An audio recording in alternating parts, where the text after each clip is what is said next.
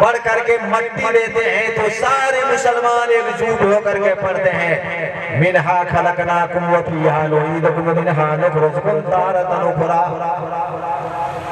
आप बाप का बड़ा बेटा है, आपने बाप के मुंह में आग दिए तो क्या पढ़े थे?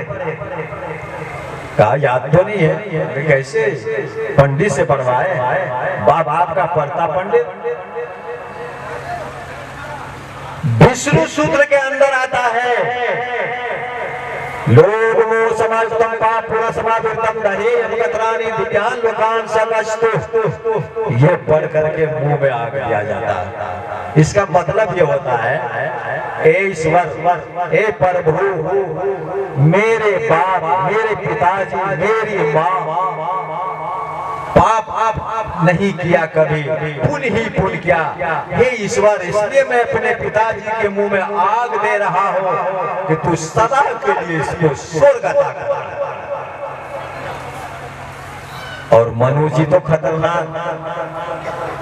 डुमरिया में जब मेरा प्रोग्राम हुआ था सर्वधर्म सम्मेलन में, बिंदेश्वरी दास ने मुझसे यही सवाल किया था कि ये बताइए, गोश्त जो है, मांस मछली खाना कैसा, अगर पवित्र है तो मैं आज कंठी तोड़ दूंगा।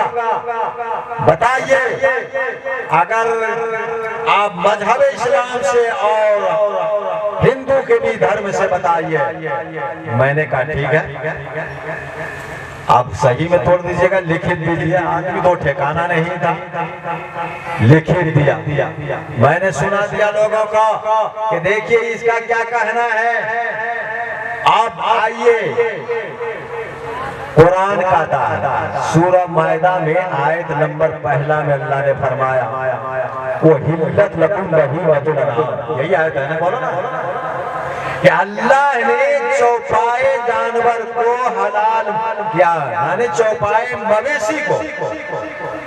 और चौपाए में तो बहुत जानवर है, बाघ भालू सब ना, लेकिन वो चंगुल वाला नहीं, हलाल किया। अब आइए बाकी आपकी किताब शिव पुराण में आता है कि रामचंद्र जी के 32वां पुत्र का दादा रामचंद्र जी सूर्यवंशी है। सूर्य के पुत्र नाम था वसवतमान, उसका पुत्र नाम था वसवतमनो, उसका पुत्र नाम था इक्ष्वाकु।